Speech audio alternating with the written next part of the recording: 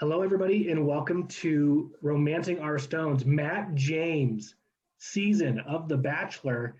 This is Romancing Your Stones, your male survival guide to pop culture and media your girl will drag you to. I am Matt, and Alex. By surprise, Alex is taking maternity leave from his maternity leave to be here on the premiere show. So, Alex, I'm really glad that you're back, and we'll talk to you here in a second. But we also have a very special guest, Ryan from Southern California. He's not just anyone from Southern California. He is my old roommate, and he is a one-time champion of my fantasy Bachelor League. He's very insightful. He knows everything there is to know about Chris Harrison. So we're very excited to have Ryan on the show. So Ryan, good to see you too. Thank you for having me. I'm very excited and number one Chris Harrison fan. So undisputed, I'll tell you that much. But Alex, welcome to the Dad Club. Yes. Yeah, you guys are both dads, right? Ryan, you're a dad too? I am. I got two little girls. All right. So Matt's got two little boys. The little boys.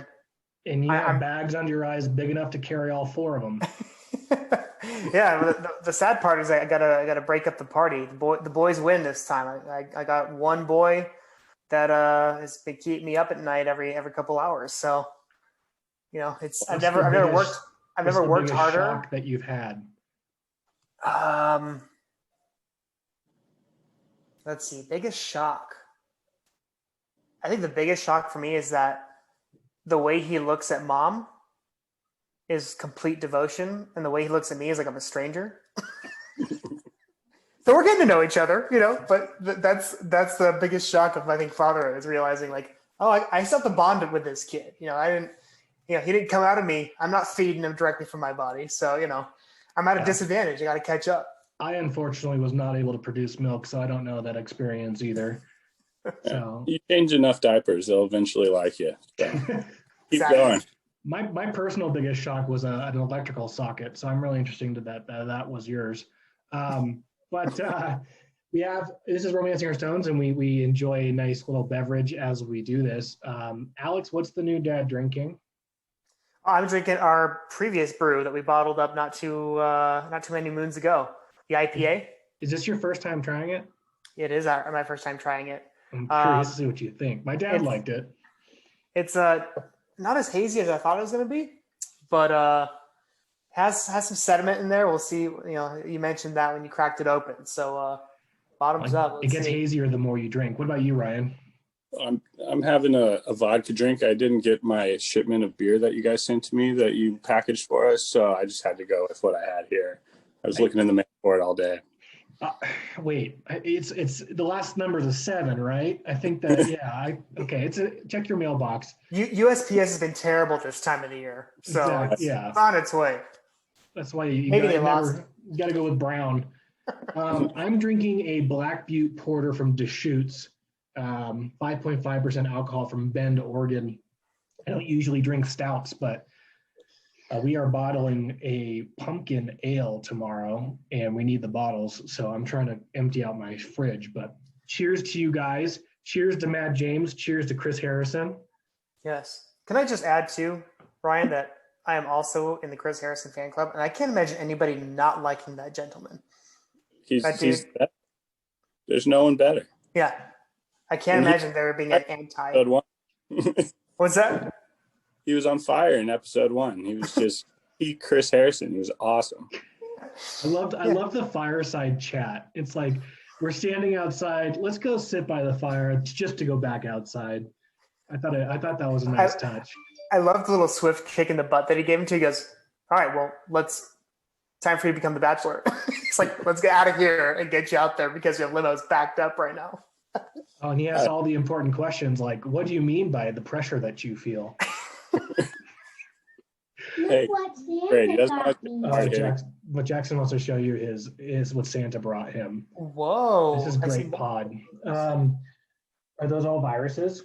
Yeah. Do you want to show them your stuffed viruses? Wow. Yeah. Okay, let's see it. Here, you got talking to the microphone now. Hello, everyone at home. Enjoy this. Okay, what do you have? You got to show the video, though. I have these guys. They're from giantmicrobe.com. We're not sponsored. That's where You have to show them what they are, though. What are they? my paper where I showed you. These are them, and I just dropped the corona. Let me get. You dropped the coronavirus? This is the corona on giantmicrobe.com. Oh, So very Jackson, do you have coronavirus? Do you have coronavirus? No. No, he's good. All right, thank you. Our Jackson. kid, he knows Thank the you. difference. Thank you, Jackson. Okay. Well, back to Chris Harrison. It's one of those things that he like it. You can tell that Matt James is like a sentimental dude, and he's a very big thinker, and he's like, all the pressure that I've been feeling. And Chris is like, what is that? And it's like, okay, well, the pressure of being the first Black Bachelor, and to the expectations of who I'm going to end up with. What do you mean? What are the expectations? Like they didn't experience it with Rachel Lindsay. Yeah, Chris is going to want you to say it. Or rather, the producers want you to say it. I thought it was insightful, but Chris always navigates well. But, they start the show with a cold open of this woman handing him a vibrator. And let me tell you, I am still shaking about that. I really am. I did not see the stiff competition coming this season. I'll tell you that much. I will say it was a much more stimulating pilot episode of a season than I thought than I was expecting. Yeah, I loved it. I thought it was a great opening to the show. I thought I for some reason hopped to the middle of the episode, and they were already coming. I thought I missed the beginning of it, and then they showed that. I rewinded too. Yeah. Did all of us rewind? Yeah. It was an interesting insertion. I'll tell you that much. Yeah. But I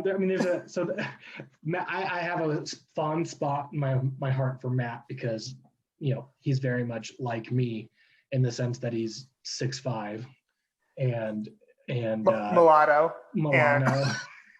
But he also played college football, and he's a commercial real estate broker like I am. And you guys both are absolutely chiseled. Well. Yes. I'm like granite. I'm the granite before the statue of David, and he's the granite after the statue of David. Still hard as a rock, though. So I'll take that. I could clean my baby's poopy onesies with that washboard abs that James has. So. Oh my gosh. You have the same thing, Nat. You have the same set of abs. Don't kid yourself. Don't bring a 6-pack. Bring a pony keg. It's much better. But I just didn't understand. I wish they would have shown more scenes of him with his shirt off, because I don't think I got enough. I don't think the hour and 20 that we were watching it, there's only about 45 of minutes that had it. I think there needed to be more too. Matt, I've known you since I think the fourth grade, and we're in Southern California, so I've seen you at the beach a lot, and I think I've seen Matt James's abs more than I've seen yours after last night. I'm still looking for an ab too, so it makes sense. But just one. They take a plane ride for inexplicable reasons to the hotel. They flew into the hotel, and then his hotel room looks like Ferris Bueller's friend's garage overlooking where he drove the Ferrari out the glass window. I thought it was very strange. And then his mom came out of nowhere to demonstrate that they're close. And they had a very strange conversation where she said, "It makes me very happy that you're concerned there's someone there that will break your heart." I'm like, Mom, weird way to phrasing that. Yeah. And so what I don't understand is that there's no cars in the garage, but rather a full-scale gym. Who the hell owns this property is my question. Because it's is this the Rock's North Carolina getaway? There's so much to be had in that garage and not a single car in sight. I don't know who owns it, but it's a pretty sweet upgrade from the last episode of Bachelorette, where that Quinta looks a little like they put a little extra dollars into this one. That's one of the things I was making note of too. I'm like, the budget seems a little bit higher than Tayshia's and Zach's. Well, did you see the discreet Peloton ad? Mm-hmm. He stood next to the bike but didn't even really get on it. I'm like, okay, that's probably why they could afford the plane in.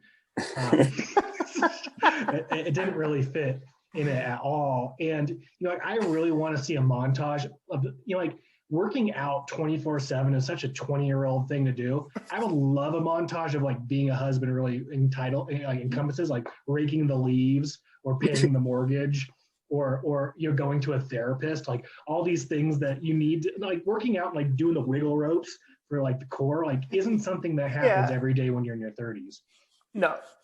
Yeah, or my favorite is the. Oh, go ahead, Ryan. Sorry. I was saying I've never done the wiggle ropes at all, so you know. I mean, that was probably never flown into a hotel on a plane. So your wife didn't make you do wiggle ropes when you started dating. You got to get strong enough by doing the wiggle ropes to be able to change a diaper. So it's a good thing starting a family. Yeah, this is true. So they did that, and then they started to introduce people, and then there was like the ballet chick, and she was spinning everywhere she went. Like, what if she had an impediment where she couldn't walk and she just spun everywhere? And like, she wasn't really a ballerina; she just had something wrong with her gait. After like the first date, Matt's like, "Okay, you can drop the whole ballet thing. I get it." She's like, "No, I literally can't walk normally." That'd be like me carrying around leases everywhere I went. I kind of liked her, actually. You liked her? She did walk on each other. That was weird, but I thought she was kind of cool. Other than that, no, she was cute. She looked like she was super sweet. I was a fan of her too. I actually really enjoyed. I can't wait to see more of her this season. Her dance. Her dancing everywhere was a little annoying. I get it. Yeah, but she seems like she was sweet. So. And then they showed Abigail with her cochlear implants, which I thought was inspirational. It reminded me of the guy that was deaf on the Seahawks in his Duracell commercial, where the Duracell powered his hearing aids. So I felt like I wanted to cheer for her. And then they had a 24-year-old coffee addict who is clearly not ready for a plant, let alone a fiance. Oh my gosh, like plants are tough. I'll be honest with that. But it's like she's like 24 years old. She has no concept of A, real world, and B, relationships. So really glad she's there. And then there was a reporter. Well, it wasn't her other thing. Like she was like, she liked to party. I just like to dress up and go out. I'm like, this girl hasn't lived life at all. She's still growing up. Yeah, I think that she was a copywriter, and then she occasionally would work at bars or something like that. Correct. So yes, clearly an interesting career plan there. What she's not telling us all is that she's part-time. She's an intern. She works the bars at night to actually pay the bills. Copyright is slang for OnlyFans. And then there's Sarah Trott, the reporter with the heart of gold, with the father who's suffering from ALS. I like their T-shirts for the 5K. It was hot to trot.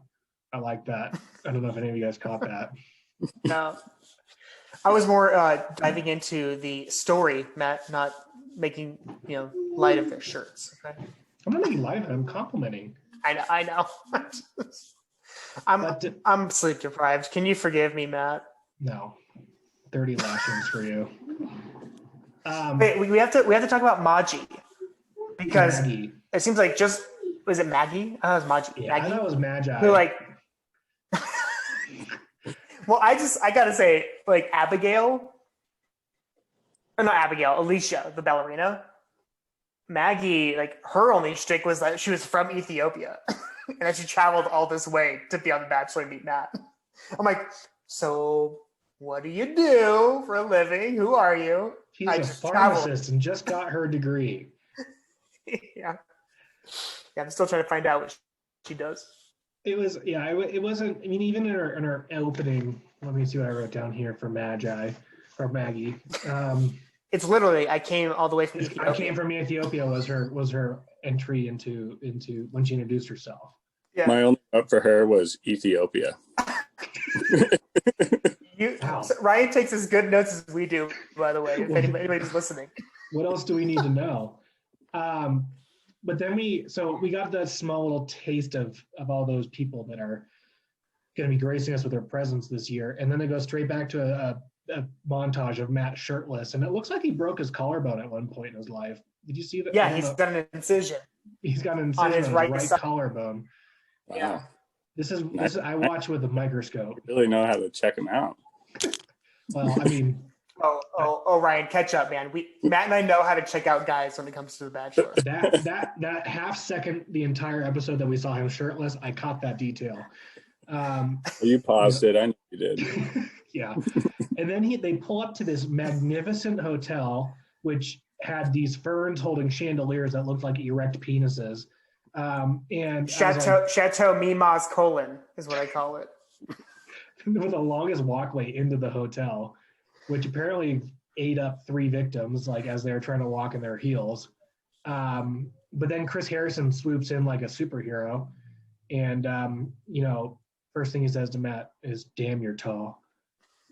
No one puts Chris in a corner. Wait, can we just acknowledge Matt's response though? He like fake laughs. Like if you got to replay it, roll back the tape. Fake laughs, pauses, and then says, "Yeah, I get that," and then says nothing else. And I'm like, I got to give credit to Matt.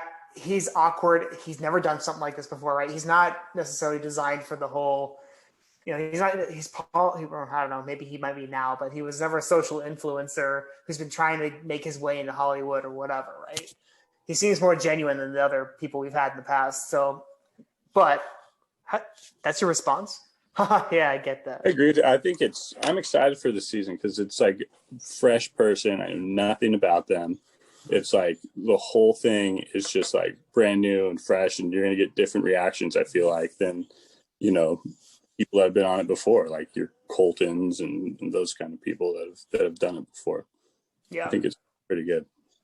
I like the fresh blood too. But you have Chris Harrison to sell ketchup popsicles to women in white gloves, because Matt's like, do you have what expectations should I have? And then Chris Harrison gives this non-committal, like, everyone says, like, I'm starting to fall in love with you. Like, it's kind of like I'm dipping my toe in the water, but I'm still giving myself the ability to pull out at any time. He's like, what should I expect? And Chris said, and I quote, "If you're genuine and give this a shot, we'll see if this works for you." It sounded so good. Wiser words have never been spoken. Chris is great. He just totally sidestepped that one and just gave no commitments. He's just great. That's why he's Chris Harrison. He had a chance to like solidify what this TV show means. He's like, well, if you try, we'll see what happens. It just made me laugh. It was so it was like, I think I'm starting to fall in love with you. Just to dip your toe in the water. I can see myself starting to fall in love with something like you. That's basically what he said. I gotta point out that I love the idea or the fact that Chris Harrison somehow went from Palm Springs all the way to, is this hotel in North Carolina? North Carolina. It is North Carolina, right? I think so. And he opens up. Yeah. That was where? In like Pennsylvania or something like that. Oh, maybe it is. Whatever has the looser COVID laws, it's in that state. Yeah. All I have to say is I love the fact that he goes, well, it's a new year. And he starts talking about what this new episode's going to have in store for us. And everything that's filmed is during the fall of 2020. It's a new year, though. If you're paying attention. But I hope you're turning the page, because the Bachelor franchise is. But then all the girls come in. They did the whole like meh, like stupid yelling from like a balcony or a car. And every girl's montage showed them just like dive bombing on the bed. It's like, and jumping on the bed again. Do you think that's producer led? Like, just do something crazy, and they're they just jump on the bed. Like it doesn't make sense to me. I don't know. I got to ask you guys, this is fun because we have Ryan here. We have one more person we can bounce ideas off the wall with. Of the girls, who do you think is going to be, or who do you think has a slight shade of crazy? And then who's our favorite? I feel like we should address that here. I said mine in the show earlier this week. Oh, really? Uh-huh. Did you watch Before Me? What? Did you watch Before Me? No, I in my solo show I picked my winner. Oh, okay. Yeah. But, all right, so then who's crazy? Let Ryan go first, because clearly Queen Victoria is off her rocker. I mean, last rose, biggest producer pick I've ever seen in my life. I was just like, no way she's getting her. But I mean, she's wearing a crown. She accepted her rose and said, "Thank you, my king." I mean, she is just waiting for drama to happen at every turn with that one. And then, of course, my other one was Anna, who we discussed earlier. She seems like she's a little crazy, but I think you could see people actually liking her, though. So I don't know if she's going to add too much drama. Anna's my crazy pick too, Ryan. So she's got that sparkle in her eye, and I'm not meaning that in a good way. It's that Burn down your forest. It's that sparkle of hysteria.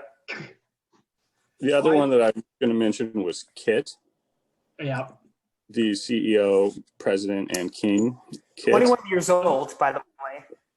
Yes. And I was watching it and I was like, she looked like the person from Queen's Gambit a little bit. And I was like, she's going to bust out a chessboard at some time. And then, of course, like the next scene was a chessboard. And I was like, oh my God, she's doing it. And then it was someone else. And I was like, I was almost in shock by seeing that chessboard. She looks like the girl from Gone Girl, Kit does, and she looked like she was a polar bear's nutsack in that dress. Like, I don't know what the hell was going on. And she's like, "I'm president, CEO," and I'm like, "Of what? You got to be CEO of something. You just can't be CEO of." No, she's a fashion designer in New York. She's an entrepreneur. Was what her thing, what her subtitle meant, or her occupation suggested. So she's running her own businesses. I'll give her credit. 21 years old, probably living off of mom and dad's trust fund. You didn't do your research. Her mom's a celebrity. I didn't. Yeah, she's not a big entrepreneur. She pulled up in a Bentley, but I have to point out it was a coupe.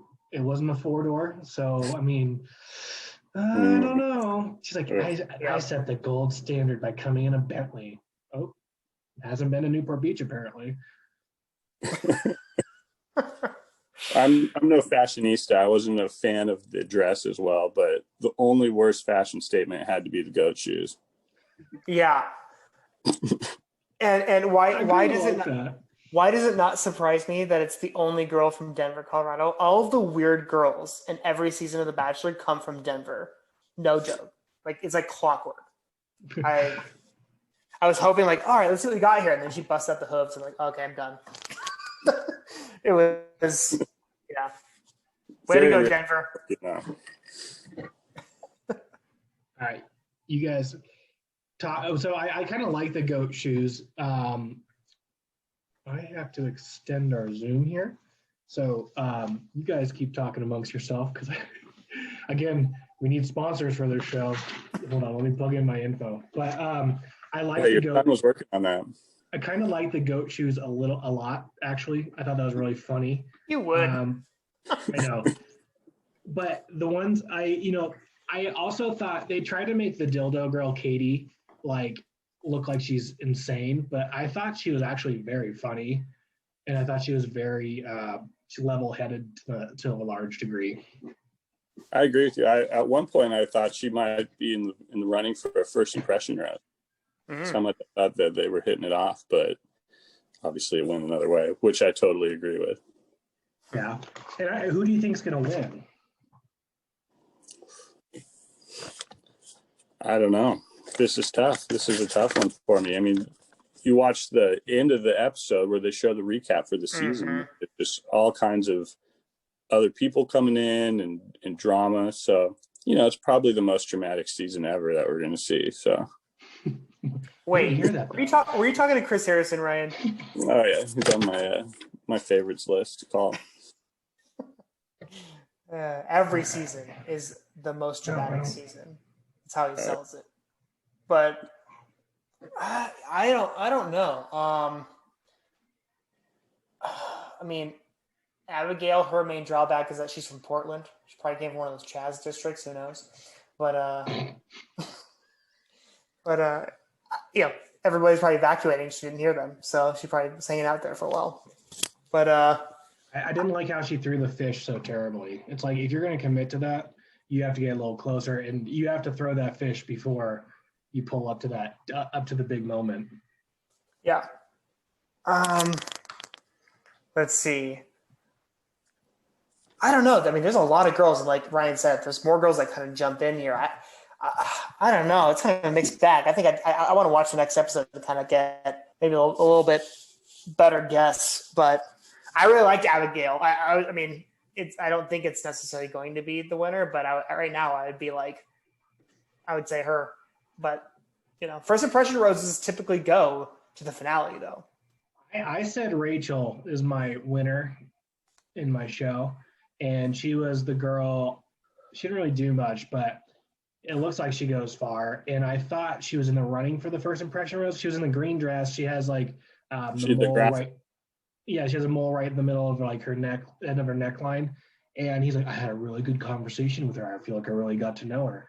And then I feel bad for like some of the people that, like Mari, who brought that passport and was telling her family about, telling about her family and the impacts of the hurricanes. And then Katie Dildo Lady comes and taps her on the shoulder with the vibrator. But then Mari pulls this total B move and goes around the party talking about how I got tapped on the shoulder by a schlong. And like she was like all angry about it. And I was like, come on, get over yourself. Yeah. Yeah. How awkward was that conversation though when you asked them how they were doing? It was like she paused, like, "What do you mean? How are my parents doing?" He's like, with the hurricanes and stuff. And then she goes, "Thank you for asking." And starts going there. There's probably a good chance that her family's in the United States, right? Like if she's here, probably. I don't know. Played it off well though. She played it off like they were still there. Well, and here's the thing is that Matt James is really good friends with Tyler Cameron, who everybody loved from, I don't know, a couple seasons ago of Bachelorette. And so Matt James was spending quite a lot of time both in New York City and down in Florida with Tyler. So I would assume that being down in Florida, he met and probably talked to a lot of people that were dealing with the hurricanes, the earthquakes going on down there. So I thought that was really funny, Ryan, that you pointed out, which is like, what do you mean? How are my parents doing? Yeah. But the other one that kind of takes the cake for me is when Queen Victoria, our favorite, our front runner, obviously, he goes, yeah, I mean, I'm sure a lot of this, it's just like, it's drinking from a fire hose. And she goes, what? I've never heard that before. Who hasn't heard that before? He should have walked that girl back to the limo right that moment. And oh man, I immediately watched their interaction where Matt has to literally explain to her the idiom of drinking from a fire hose, and she's like, I don't get it anyways. But anyways, and I'm thinking that if I'm Matt James, they're going, yeah, I'm walking you out. Sorry, like we're not doing this. I got good news now. We got unlimited minutes here at Romancing Our Stones. We deliver. That being said, I'm in the whole $15. So anyone that wants to Venmo me, no, I'm joking. Sorry, I'm back. These next 15 minutes were brought to you by Alex and Matt's Brewing Company. Yeah. Our beers are free. Pay us, please. Our brewery is called Ultra Hoppy. I kind of jumped in, sorry, and I cut off heel. But there's someone that I forgot to mention. I think she went home, but the girl that gave him a lavender on our meeting, her name was Carolyn. I'm like, oh my gosh, we got an essential oil girl on the show. And I'm like, can't wait for the Yalang handoff for date number 2. I thought the little lavender sprig was a nice touch, though. I thought that was sweet. I think it put me to sleep. Oh, I liked it too. Thank you, Brian. What did you think about the MJ's pizza deal? I actually like her. I think she's cute. I think she's charming. Actually, you know what? Thanks for bringing that up. I think if I were to pick a front runner, I like her. I think she's MJ1 or MJ2. Not the dildo. One is it the dildo's 2, right? Is it MJ1 the girl? I think 2 goes in number. Yeah, 2's the dildo. Yeah. But no, I thought she was charming. She had a great sense of humor. She can roll with it. She can embrace the nerves, the anxiety of being on the show, and I think she'll be a good little contestant here for the next few weeks at the very least. She seems very put together and like nothing's really going to shake her, and she's going to be able to put up with a lot of the drama. Yeah, MJ2 shakes a lot, so nothing's going to shake MJ1 though. But nothing feels as good as MJ2, so hopefully MJ1 can step up. MJ2 is stiff competition. True. Matt started off the night with a prayer, and if you're on Twitter, this lit up a firestorm. You had a lot of people saying, "Don't force your prayers on me," and then you also had a lot of people saying, "Like, I loved that." Where did you guys come down on that? I heard one girl. Bad or indifferent? I heard one girl in the group of girls say, "Oh my God, I'm gonna cry." That's how I felt. Did anybody catch that? He goes, "If you guys are cool with this, I'd like to just say like prayer, bless this whole process." And as everybody like bows their head, all you hear is, "Oh my God, I'm gonna cry." Like, what? And then there was an amen girl that was amening like mid sentence, like amen. A woman. Amen. Amen. A woman. No, I thought it was good. I mean, that's who he is. It's like, why not show that's what you're all about? That's how you want to start it off. It's your season. Go for it. Well, yeah, I'm on the same boat there. Yeah, I thought it was great. I mean, I think those are his personal beliefs, and that's something that he wants to do to bless his process. I think it's also a courtesy, even if they're not believers, to them as well. It's him blessing their journey as well. I think it's being thoughtful of them, at the very least, if they're not believers, right? So I thought it was great. I thought it was respectful. Yeah, and I mean, look at what happened with Tasha's season and the whole religion thing that came up too. I mean, so he's putting it out there right now, and they can take it or leave it, Yeah, nobody grilled her for cutting what's his name because he wasn't there spiritually enough with her. Like, yeah. But this guy says I'd like to open this whole thing out with a prayer and he gets grilled for it. Like, come on. Yeah, I thought that was interesting too. I kind of liked it. I was just like, well, I guess like Ryan said, like you put yourself out there, you put what's important. There's the door if you don't like it, or if you're open to it. That's refreshing. Even better. Yeah. And then we already talked about the woman that took him out to play chess. Did anyone notice that she had no idea how to play chess? Oh yeah, he totally called her out on it too. It was great. I love the queen pawn switch he did. That yeah. And he said I win, but technically he didn't because he could have been defeated a bunch of different ways in that move. King could have came forward, won, and he would have lost his queen right off the bat if that was a legal move. I just love how she goes. I thought she pauses when he did that. She goes, "Wait, you can't do that." It's like he should have just been like, "Yeah, I can," and she would have not questioned him. He's the Bachelor. He should just be able to say whatever he wants. Oh no, that works. Why not? I have to like test your limits, right? Oh no, that works. Checkmate. And like I also wrote down that Katie, who had MJ2 brought with her, if I was the Bachelor, I would for the rest of the season call her dildo baggins. So good thing that I'm not the Bachelor. I think, Matt, if you were a Bachelor, I'm pretty sure there'd be girls walking off because they just couldn't stand it anymore. Like that case, she'd be like, I can't be called dildo baggins for one more minute. Matt doesn't actually know their names. They all just have nicknames. Yeah, I'm up there with the roses. I'm like, this one goes out to dildo baggins. Everyone's like looking around like, He goes the straight frat boy route and just like gives everybody the frat nickname, like Schmitty. This rose is for you. Yo, girl, this is Curly's. This is for Curly's. That's you, MJ. You know who I'm talking about. Yeah, I don't like Kit already. She looks like the girl from Gone Girl, so I would be afraid to turn my back to her. She's got a diabolical stare that would give me nightmares. But when Queen Victoria came in and said, "Excuse me, Princess, the Queen is here," if I were Matt, I would have a zero tolerance policy on BS like that. I would tell Victoria to beat it both times. And like the shtick wasn't funny in the beginning. Like as a comedian, you need to realize how the audience is feeling about it. And I don't think she did. And I think she didn't recognize what the audience was feeling because she's a complete Valley girl from Los Angeles. And you can see that when she's like, literally, you need to go talk to him. Like, literally, you need to do that. And if I say literally one more time, you need to do it. Literally. I'm like, ugh. Anyone that's not from California doesn't know Valley girls, but. She's got a skill at getting under people's skin, for sure.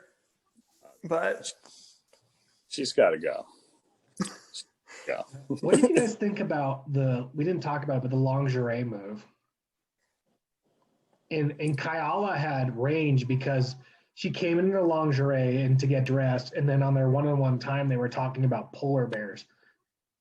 I mean, she went straight from sexy to like National Geographic in a split second. So did you like, I thought it was creative, but I would have liked it better if the robe stayed closed. I know she had a rock and bot or whatever, but at the same time, it's kind of like you're also putting yourself out there. I think she's a young hostess.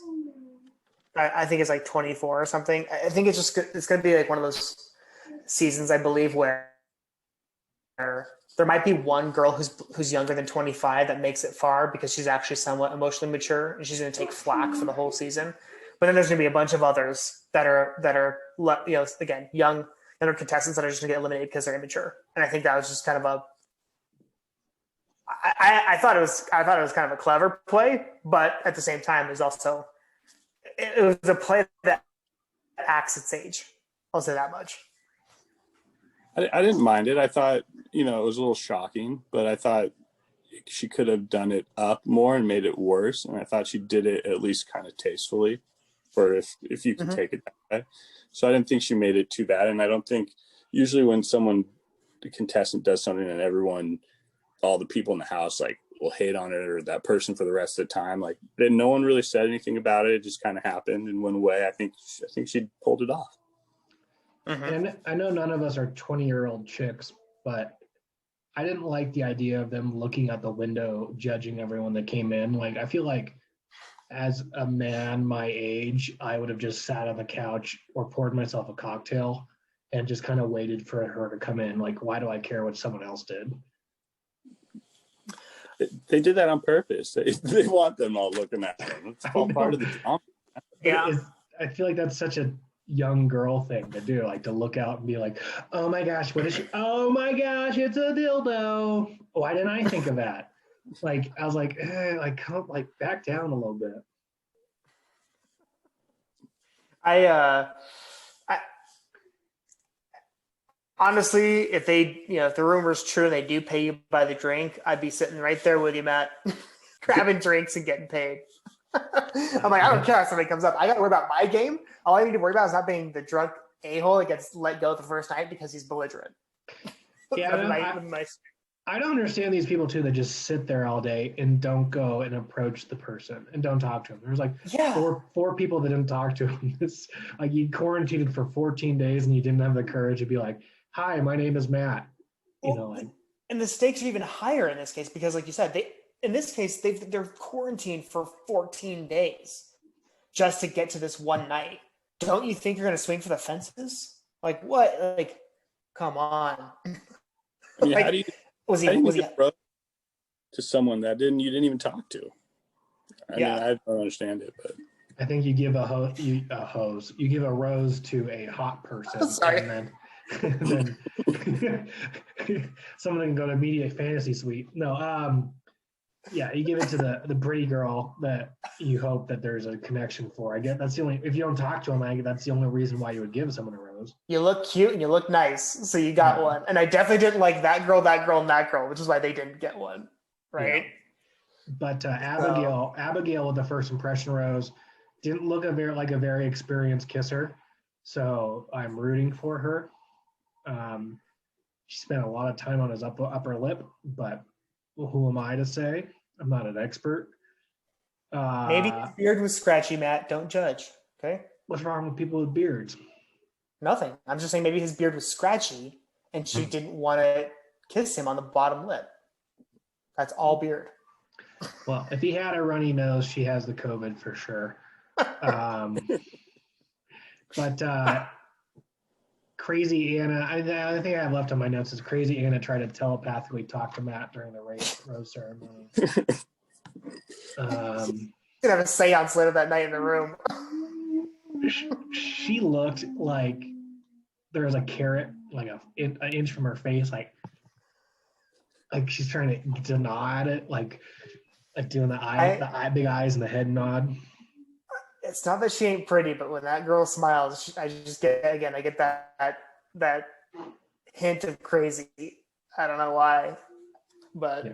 I think she's gonna be bad news. So, and then I have Ballerina Goes Home. So they spent a lot of time from a production standpoint on her, only to let her go on the first night. That was interesting. Maybe they were feeling like grocery store Joe vibes with her or something like that. Yeah, because he went home the first night too, right? He did. And then he was big in Bachelor in Paradise. Yeah. But a lot of people that were mad about him being sent home that first night. Yeah. I didn't know what everyone was upset about, but that's why I'm here on this side and not on the production team. With all that said, that's our episode. The season looks batshit crazy, by the way.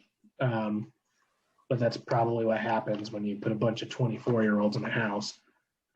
Ryan and I lived together at 24. I don't think that we were acting as calmly as we are now.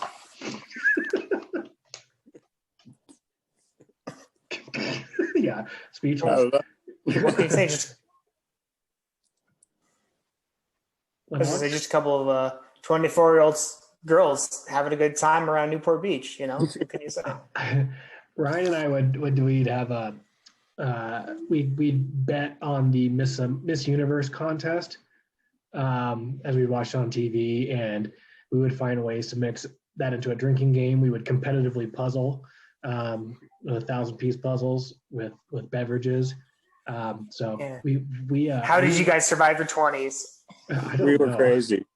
Yeah, girls were all over us. Yeah, tell me about it. I can't believe I used competitive puzzling to demonstrate how crazy we were. So, my goodness. Don't knock it until you've tried it. It's really fun. On Thursday nights, we'd open up a Betty Crocker recipe and mix up one of the ingredients just to have fun. Yeah, we throw some nutmeg in there just to see if anyone notices. This is Romancing Our Stones, and at the end of every episode, we give a Stones rating. We each have 2 stones to give. Naturally. 2 stones means that you enjoyed the episode. 0 stones means an act of castration is preferable than watching this episode. We also have Alex's meaty scale, which hopefully we'll get something besides pork chop, bacon wrap fillet, Spam, or a whole chicken. So we'll see what he has in his coffers. You make it sound like I don't have a range on my meats. You just described my range right there. So and he had a deli meat phase. So we'll see what he's doing on low sleep. But Ryan, you're the guest of honor. How many stones do you give this episode? I'm going a full 2 stones on this episode. I'm going a full 2 stones because I like where they're going with this inexperienced Bachelor. I thought there was a lot of interesting women, and even the teaser trailer at the end was great. So I'm looking forward to a good way to kick off a good season, I think. I'm going to go 2 stones too. I think Matt is a good Bachelor. I like that it's new, it's fresh. There's a lot of crazy, which gives me more excitement. I mean, Tayshia's in Claire's season was full of such good guys that it could be boring at some point in time. Where you have to throw a Noah in to like mix things up. But I'll give it 2 stones too. Speaking to what Ryan said though, in the teaser trailer, I don't like how past Bachelor competitors seem to show up, and it looks like that's happening. And I don't even remember the Hannah girl that they're saying comes in, but Never Been Kissed girl. Oh, that's her? Yeah. I had to ask Vanessa. She was from Colton's season. Has she been kissed? Do we have an update? Did Colton kiss her? Colton kissed her. Yeah. Did she get COVID? Because Colton had COVID. No, but she gave him a restraining order too. So. That's how that works. All right, Alex, what about you? No, I don't need to, try and reinvent the wheel here and basically repeat what you guys said. But yeah, I'm gonna give it 2 stones. I thought it was great. It was entertaining from start to finish. I enjoyed. I think yeah, you said, Ryan. I think we have some neat girls, some interesting girls, have some annoying ones that productions can keep around and make things interesting. Obviously, they're bringing some girls in later this season to add some drama. I think I could see this potentially becoming a pain in the butt kind of season if the girls get too catty, which it kind of leans that way. If you from that that season, recap or season sneak peek. But overall, I think Matt seems like he's a good dude. I was kind of half invested watching it, but as I was going through, I was like, all right, I can get behind this guy. He seems like he's pretty cool. Like I like it. I like the different take there. Finally, we have a Bachelor like the original seasons that came out where you didn't know who this guy was. He didn't come from some Bachelor Nation or some previous season or garbage like that. Just get a new guy. Yeah. And I think as viewers, we're going to benefit from it. And what about on the meaty scale? I'm going to give this one a shrimp bisque. Okay, you hear me? A shrimp bisque? Yes. You're always disappointed in my meaty scale. I don't know what shrimp bisque means, and you have to tell me what shrimp bisque means. Shrimp bisque is delicious. That's a soup. It's got a lot of meat in it, and it's both rich and creamy and flavorful, but it also tastes very light. It's going to be a fun season to watch. It's going to be great going. It's going to be delicious. I'm done with meaty scale. You hate every meat I provide to you, whether it's seafood, whether it's vegan, whether it's deli meat, whether it's red meat. I was very skeptical on that one, but you explained it perfectly. Yeah, thank you, Ryan. You've been in a job interview before. If that was Ben, he would be like, "The shrimp bisque makes me feel good." Interesting. Okay. I'll get behind that. Did you write that down or did it just fly out of your mouth? I thought about it because now you make me super self-conscious about my meaty scale every time I watch an episode. Okay. That's my wife will literally be like, "What are you thinking about?" Like, whether this is a seafood episode or a red meat episode. And if it's a red meat, is it game or is it domesticated animal? I don't know. Is it wrapped in bacon? Is it wrapped in bacon? Yeah. Mm. Are these pork medallions? Is this beef? What am I looking at here? She thinks I'm crazy. You are. You need some sleep. All right. This is thanks for listening. It's 6 stones, and it is shrimp bisque of an episode. Be sure to follow us on Twitter at ROStonesGuys, on Instagram at ROStonesGuys, on YouTube at ROStonesGuys. Rate, subscribe, share. We appreciate everyone who's tuning in and listening to us. All our new listeners in Mexico, bienvenidos. Everyone and our new listeners in Australia, good day, mate. We're happy that you're joining us. Ryan, it was a lot of fun to have you here. You're welcome back anytime. Thank you. It was a pleasure.